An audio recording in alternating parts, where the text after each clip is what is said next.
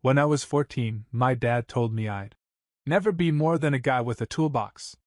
Not in a you'll build great things with your hands kind of way. More like a hope you like back pain and minimum wage kind of way. Meanwhile, my younger brother Zach got a standing ovation for toasting a bagel. If I came home after a 12-hour shift laying gravel in the sun, my mom would wrinkle her nose and say, "Don't touch the couch. You smell like hot asphalt and disappointment." Zach, meanwhile, once uploaded an acoustic cover of Despacito to YouTube. My parents shared it on Facebook like he'd dropped a Grammy-winning album. So yeah, I stopped expecting praise by the time I could legally drive. What I did expect? To build my own life, even if it meant pouring literal concrete while everyone else poured lattes and waited for purpose to find them. At 17, I started working for a guy who resurfaced driveways. He paid in cash, swore constantly, and expected me on site by 5:45 a.m. It was perfect. By 19, I was working full-time, learning how to prep foundations, read blueprints, and bid on contracts. No loans. No handouts. No. "You've got this." Pep talks from home. The closest I got to encouragement was when my mom said, "If you're going to do this kind of work, just please wear clean shirts when Zach's friends are over." Meanwhile, Zach was busy finding himself across 3 countries and 5 majors. He went from journalism to anthropology to graphic design to photography, before landing on influencer, maybe. At one point, he borrowed $8,000 from our parents to launch a podcast. It lasted 2 episodes. First one had 6 listens. 3 were from our aunt. Fast forward. At 28, I was running a small concrete and paving company, not flashy, but respected. 2 trucks. Steady clients. I'd paved my way from the ground up, literally. Then it happened. A developer I'd done work for called me about a new project, full strip mall development. He said he liked how I ran things.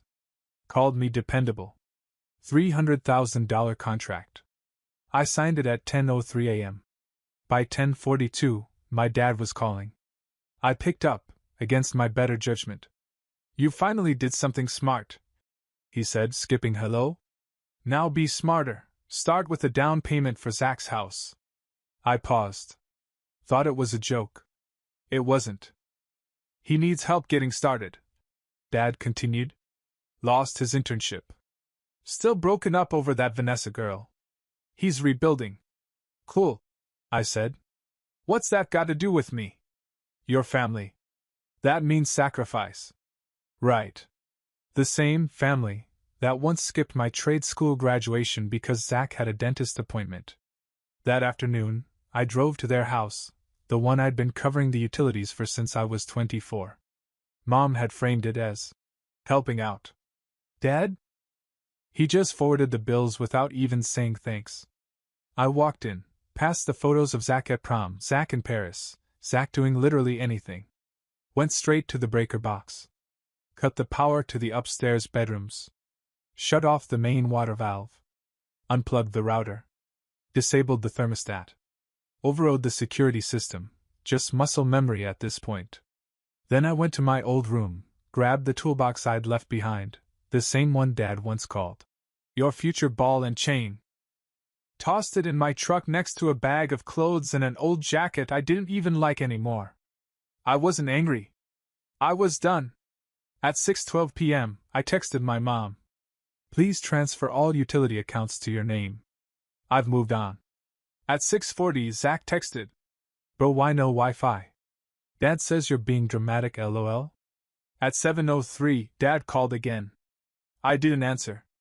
Because I wasn't the pavement under their feet anymore. The next morning, I woke up to 2 things: silence and tension. No knocking. No notifications. Just that eerie kind of stillness where you know something's brewing, like the world's holding its breath right before the fallout begins. I rolled over and checked my phone. 1 missed call from Mom. A voicemail. I stared at it, not really wanting to hear what guilt soup she'd cooked up overnight. But curiosity won. "Hi, sweetheart," she began, in that overly polite tone that usually came just before she asked for something. We're a little confused. The power's out and the water isn't working, and your father says maybe there was a billing issue. You've been under so much pressure lately. Congratulations again, by the way. We're so proud of you. We just want to make sure everything's all right. I nearly choked on my coffee. Proud of me? That woman once left me sitting alone at my certification ceremony with a cold meatball sub and a text that said, "We couldn't make it. Zach has a poetry reading tonight." Now she was proud? I didn't delete the voicemail. I just saved it under the file name. LOL. MP3. Then came the text from Zach. Yo bro, I think Dad made you mad again, LOL. But can you at least fix the Wi-Fi? I'm trying to go live tonight, and my ring light doesn't work without it. A pause. Then a follow-up. Also, I think the heat's broken? Or like asleep? This man thought heat was a moody roommate. I set the phone down. Was I angry? Not really. More like lightheaded from the silence. The kind of silence you don't realize you've been craving until it's finally there, when no one's expecting you to foot their bills, fix their lives, or translate their bad decisions into second chances. By 11 a.m., a single email popped up from my dad. Subject line: Family should be above all else. I didn't even need to open it, but I did anyway. It began exactly as expected. You've always been impulsive. Even as a child. Of course. Nothing says leadership like opening with a backhand. Then came the meat of it. Zach is in a vulnerable position right now. The job market is rough. He needs stability. We think it's fair that you contribute a portion of your contract to help with a down payment, something symbolic, not even the full amount. That's what brothers do. That's what men do. Ah, yes. Manhood, defined by how many freeloaders you can carry before your knees buckle. I closed the email. Didn't respond. Didn't rage. Just finished my coffee and sat quietly on the small porch of the duplex I'd been renting since I finally moved out, the one with mismatched chairs, a cracked step, and freedom woven into every loose board. And as I stared out at the street, it hit me. This was the first morning I wasn't tethered to them. No surprise bills. No side comments about pitching in a little extra. No emotional bribes disguised as family dinners. Just me, and air and space. I thought about how many times I'd chosen them over myself. How I held off on hiring a second crew because I was still paying for their cable package. How I skipped replacing my work boots because Zach needed new outfits for brand photos. And the kicker? Every time I quietly helped, they just saw it as my duty. My responsibility. My role. And now that I'd stepped out of that role, suddenly I was difficult. At 5:20 p.m., my mom texted again. Can we talk? You're making this into something it doesn't have to be. She was right. It didn't have to be anything. But they made it this way, the moment they assumed that was their foundation, their fallback, their fool. And for once, I wasn't picking up the hammer. By the next afternoon, the silence was gone, replaced by a full-blown guilt parade. My phone buzzed like it owed them money. Not just Mom and Zach this time, the family group chat was fully weaponized. Aunt Brenda, who once confused me with a DoorDash driver at Christmas, sent, "Sweetie, we heard there's been some tension. Don't throw away your family over a misunderstanding. We love you."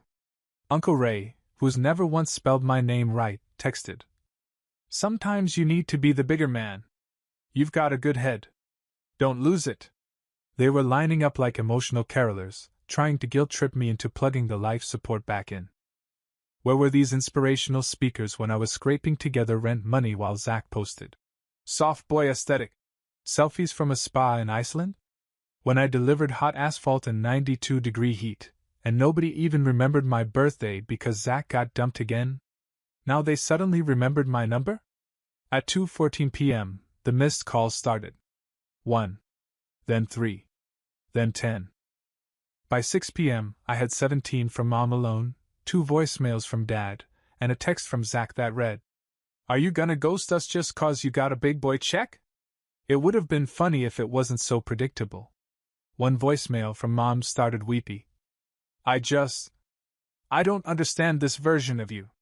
You've always been so helpful. So loyal. So stable. I paused it there. Stable. That's what I'd been to them. Not a son. Not a sibling. Just a stable foundation. Something they could dump their weight on while they lived soft lives, and I cracked under it quietly. Another one from Dad was colder. Your mother's upset. You made your point. We need to move forward now, like adults. Translation? Get back in line, Mule. But I didn't. I went for a walk instead. Something I never used to do midday, because I was always rushing to solve someone else's problem. And somewhere between the rustling leaves and the faint hum of traffic, a memory hit me hard. I was 20. Zach was 17. They went on a family vacation to the Grand Canyon. I didn't go, not because I didn't want to, but because Dad said they couldn't afford the extra ticket. Said, "You're working now anyway. Grown men don't need field trips." I watched their photos from my cracked phone screen during my lunch break, while eating a soggy sandwich behind a concrete mixer. They brought me back a keychain. Not even one with my name. Just one that said, Arizona. I kept it in a drawer for years before I finally tossed it. And now they were acting shocked that I didn't want to play nice? Zach texted again that evening. Can we not be dramatic? Just send some cash and we'll talk. I looked around at the quiet, messy, half-finished living room of my duplex. Nothing fancy. But for the first time, it felt like mine. And not because I paid for it, but because no one else had their fingers in it. No Zach crashing on the couch. No Mom rearranging my furniture. No passive-aggressive post-it notes about dish soap usage. Just me, and the silence I'd earned. At 8:03 p.m., my mom texted again. If you don't respond by midnight, we'll assume you're cutting us off entirely. Financially, emotionally, everything. I stared at the message for a solid minute. Then replied with one word. Correct. She didn't respond. But 10 minutes later Zach sent me. You're a psycho, lol. Then followed it with, also, can you Venmo me for gas? The tank's low and Dad said it's your fault. I didn't reply. Because this wasn't punishment. It was the first time in my life I'd stopped being their foundation. And they were finally starting to feel the cracks. By the next morning, it was no longer just texts. It was Facebook posts. Long ones. Vague ones. Those emotionally manipulative word salads that don't name anyone but practically scream your name in bold, underlined font. Mom posted first. Sometimes the people you love the most hurt you in ways you never expected. All we ever did was give, but I guess that's not enough for some. Prayers appreciated, folded hands, broke a heart, #family is complicated. Brenda commented. You've always been such a loving mother. I hope he comes around. Some kids just lose their way. Some kids? Lady, I once fixed your broken patio step in the rain, and you paid me with banana bread and a hug. But I lost my way? Then came Dad's contribution, a photo of Zach as a kid, sitting on his shoulders at a 4th of July parade, captioned. Some memories are worth more than money. A house can be rebuilt, but trust? I didn't know whether to laugh or get a migraine. They were trying to frame this like I turned on them out of nowhere. Like I hadn't covered their water bill for 4 years. Like I hadn't driven Zach to his community college classes because he kept sleeping through the bus. Like I hadn't taken over the family grocery budget when Dad, temporarily, lost his job, a period that somehow lasted 36 months and 2 Apple Watch upgrades. They were rewriting the story in real time. And the worst part? People were buying it. Old family friends started messaging me things like, your parents love you so much. Maybe give them grace? And, saw your mom's post, hope you guys reconnect soon. Reconnect? You mean plug back in so they can drain me dry again? I didn't reply to any of them. Instead, I did something better. I finally looked at my own bank account, really looked at it. For years, I'd made money and watched it vanish into the black hole of family emergencies. New tires for Dad. Grocery money for Mom. Last minute, travel funds for Zach when he wanted to surprise his girlfriend in Denver. who promptly dumped him upon arrival. But now, the numbers were growing. I had enough to hire that second crew I'd been putting off. Enough to finally upgrade the rusted-out work van I'd been driving since I was 21. Enough to move into something better than this duct-tape duplex if I really wanted to. And for the first time in my life, every dollar in that account was mine. It felt surreal. Like checking someone else's balance. Then, ding. Another text. From Zach, of course. Hey bro, I see you're ignoring the fam now, but can you at least help Dad? He's spiraling. Spiraling? He has a heated recliner and a stocked bar cart. The only thing spiraling is his fantasy of me returning to save the day. I stared at the screen, thumbs hovering. I could have sent a sarcastic reply. Could have gone nuclear. But instead, I opened my gallery, selected an old photo, one I'd taken years ago during a solo job I did on a crumbling patio when I was just starting out. I had dirt on my face. Sweat on my shirt. A busted wheelbarrow in the background. And the dumbest grin on my face, because I'd finished it alone. No help. No applause. Just work. Just grit. I posted it to my own feed with the caption. Built something from the ground up. No sponsors. No shortcuts. Just me.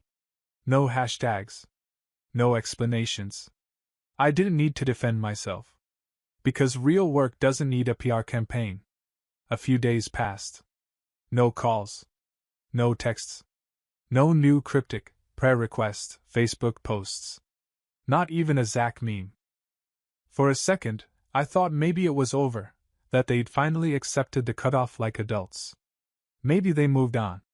Maybe I could breathe again. But of course, I forgot the cardinal rule of my family.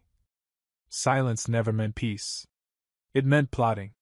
And sure enough, just as I was finally enjoying an unbothered afternoon and figuring out how to restructure my work crew, Aunt Helen showed up. Uninvited. In person. Standing on my porch like a tax collector with a Tupperware of peace-offering lasagna, and a smile soaked in guilt sauce. Sweetheart, she said with a little breathless sigh. We need to talk. I stood there in my work boots, still covered in dust, holding a wrench like I'd just been interrupted mid-scene in a movie called Leave Me Alone. Is this about Zach's gas money or Mom's Facebook poetry? She frowned. Not amused. Your mother is beside herself. Your father says you've changed. And quite frankly, it's hard watching you throw away everything over ego. Ah. There it was. Ego. That magical word people use when you finally say no to being used. I leaned on the doorframe. Calm. Not cold, just done. I paid their bills for years. Covered everything from groceries to therapy co-pays. I even bought the freaking turkey last Thanksgiving while being told Zach needed the money more. Now I stopped paying, and suddenly I've changed? She blinked. But family helps each other. I cut her off, not rudely, just efficiently. Helping is mutual. This wasn't help. This was being drained and then insulted for not smiling while doing it. Helen hesitated like she was reloading her mental script. You're breaking your mother's heart. No, I said. I'm just not fixing it this time. She didn't know what to say after that.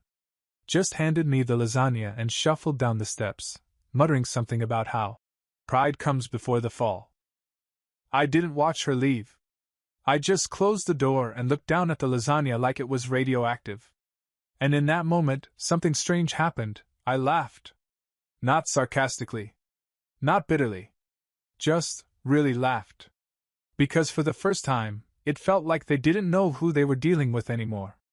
They expected the old me, the one who'd drop everything, apologize for being distant, hand over money with a sheepish smile and say, it's just easier this way. But I wasn't that guy anymore. That night, I did something small but symbolic. I deleted the budget spreadsheet I'd kept for the past 5 years. The one where every tab was labeled after someone else's name. Dad, loan plus utilities. Mom, medicine and food. Zach, recurring chaos. I opened a new sheet. This time, there was just one tab. Me. And in it? Plans. Real ones. I ran the numbers, my numbers. Not theirs. I realized I had just enough cushion to invest in that commercial property I'd been eyeing for over a year. The same one I walked away from because Mom needed urgent dental work, and Dad's truck needed a transmission. But now it was real. I texted the property agent. Told her I wanted a walk-through. Booked it. And for the first time in my adult life, I didn't feel like I was stealing from someone else to invest in myself. I was simply choosing me. And it felt oddly quiet. Like turning down the volume on decades of noise. Later that night, I sat outside and thought about all the things I used to dream about building. My own crew. My own shop. Something that had my name on it, not as a footnote, but as the headline. I thought back to when I was 19, covered in concrete dust, eating peanut butter crackers in the front seat of a rusted-out truck. I had just finished a job for a family who barely paid me. I was broke. Exhausted. Invisible. And I remember thinking, if I ever get out of this, I won't owe it to anyone but myself. It took years. But now, standing here, lasagna still on the counter, inbox full of guilt, I was finally out. And I didn't owe them anything. Not anymore. The day I signed the contract, it rained. Not a movie-style storm, just a steady drizzle that soaked the sidewalk and made everything smell like wet asphalt and possibility. I parked outside the small real estate office in my old truck, the same one Dad used to call embarrassing. Funny thing is, it still runs. Better than their finances. The agent, her name was Carla, smiled when I walked in. "You're early," she said. "You're about to own a whole block. Nervous?" "Nah," I said. "I've been waiting years." She handed me the papers. I signed every line slowly, deliberately. Like I was rewriting my own story, one signature at a time. By the time I walked out, keys in hand, the rain had stopped. I didn't post about it. Didn't text anyone. Didn't call friends or make a dramatic statement like, "I did it." I just drove by the lot, a dusty corner space with a faded sign that still said, "Available now," and stared at it for a minute. Soon, that space would have my name on it. Not metaphorically. Literally. In bold letters above a new office door. No sponsors. No backup. Just me. And then, without planning it, I drove past my parents' place. Their porch light was flickering again. I remembered replacing that bulb 3 times before. Zach once asked if the fixture was haunted. I said, "Nah, just neglected." I didn't stop. Didn't honk. Just kept driving. They didn't know yet. But they were about to.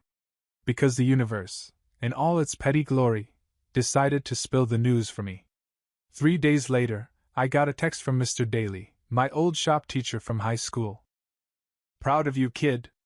Drove past the lot and saw your name on the permit sign. Looks sharp." Permit sign? I hadn't even seen it yet. I drove over, and sure enough, taped to the fencing was the city-issued construction notice. "Approved bill out for new contracting office, owner, my name." It wasn't big. Just black and white, laminated. But it might as well have been a billboard. Because apparently Dad saw it. And the missed calls began. This time? 32. Followed by one text. "We need to talk. Now." Then Mom jumped in. "Why didn't you tell us?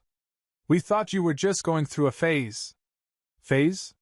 You mean the complete withdrawal of financial support and communication was a mood swing? Zach chimed in next. "Wait, you bought the lot near the bowling alley? I was gonna pitch Dad on that spot for his handyman side hustle." That one made me laugh so hard I nearly dropped my phone. I didn't respond. Because now, the silence wasn't passive. It was strategic. I spent the next few days doing actual work, coordinating site surveys, calling electricians, sketching out layouts. Things I used to dream about while unclogging sinks in their guest bathroom or fixing the same broken fence for the 3rd time because Dad refused to pay a professional. Now, I was the professional. And they were just spectators. One morning, I opened my front door to find a package. No name, no return address. Just a plastic container of banana bread. Aunt Brenda's signature move. Taped to the top was a sticky note. "We're all proud of you. Come home soon." I read it twice, then tossed the whole thing in the trash. Not out of anger. Just clarity. Because I was home. And the people who made me feel like a burden every time I built something? They weren't invited anymore. It was a Wednesday. Middle of the week. Nothing special. I was on site reviewing site drawings and sipping gas station coffee that tasted like cardboard and old ambition. The lot had been cleared. Permits were approved. My name was already posted on the temporary sign nailed to the fence. And for the first time in years, I wasn't behind. I was ahead. Then I saw it. Dad's car. Turning into the gravel lot like he still had a reason to be there. He parked crooked, half in the mud, like always. And when he stepped out, his expression said everything: stern, rehearsed, self-important. Behind him? Mom. Holding a thermos like a gilt trophy. And Zach trailing behind in joggers and Yeezys, looking like he woke up in someone else's life and was mad about it. They didn't walk up casually. They marched. Like they were storming my boundaries with polite faces and fake concern. "We need to talk," Dad said, skipping the hello. I just leaned on the scaffolding.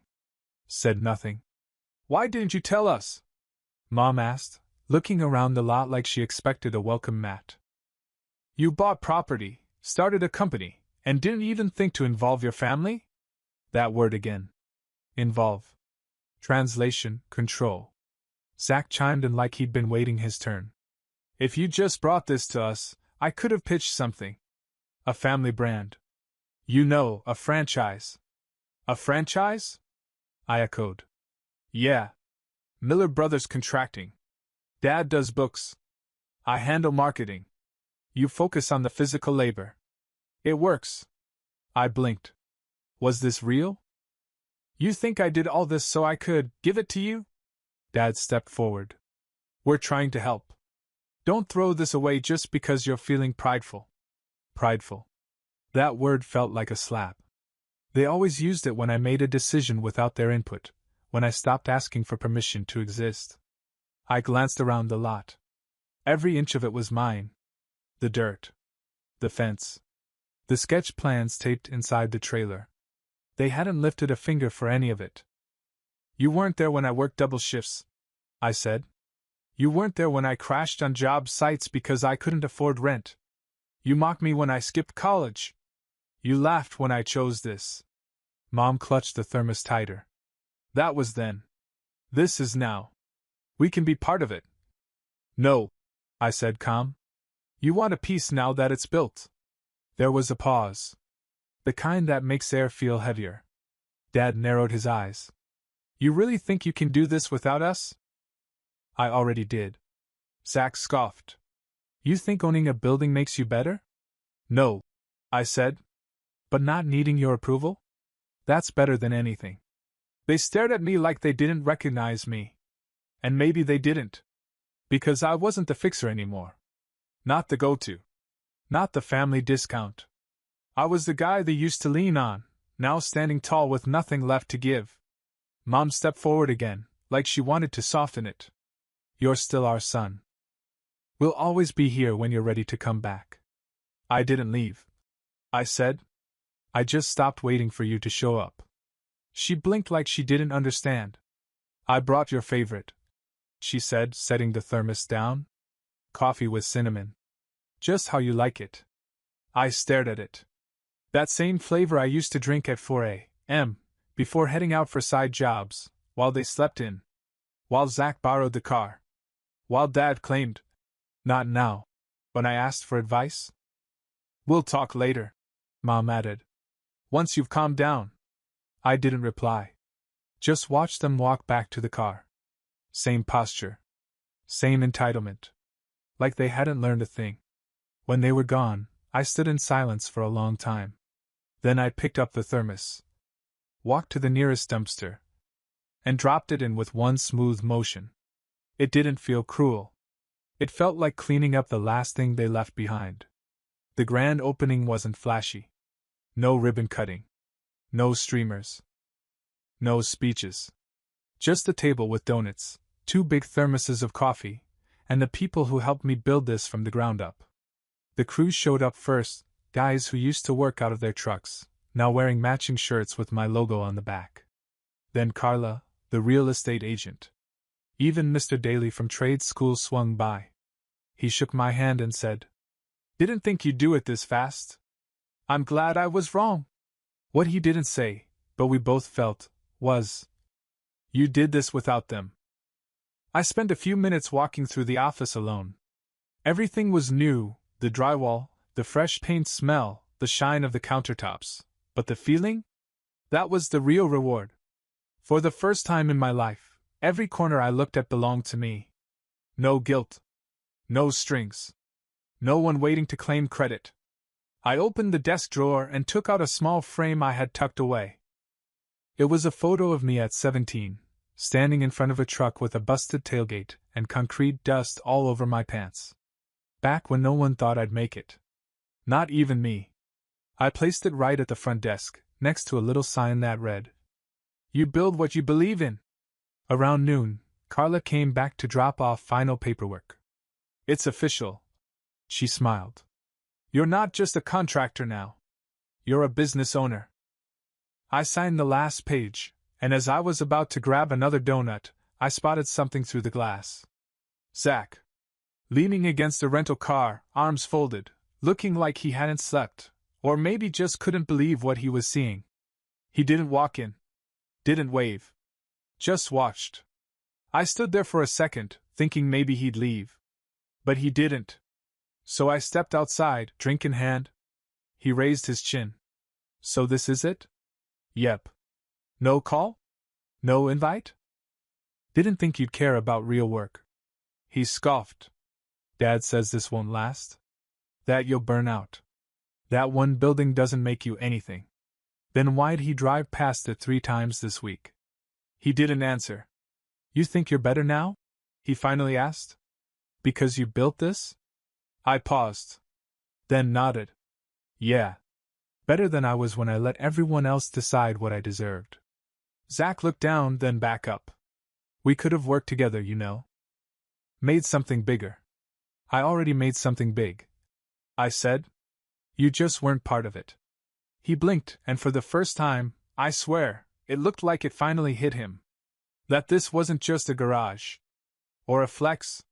Or a phase. This was mine. And I didn't owe anyone a damn thing. I pointed to the metal plaque beside the office door, freshly mounted, gleaming in the sunlight. It read, "Built without permission, backing, or approval, and still standing." Zach stared at it for a long time. Then turned around, got in the car, and drove off without another word. I didn't watch him go. Just walked back inside, closed the door behind me, and let the silence feel permanent. Because this wasn't the end of a chapter. It was the first time in my life I got to write the next one, without their pen.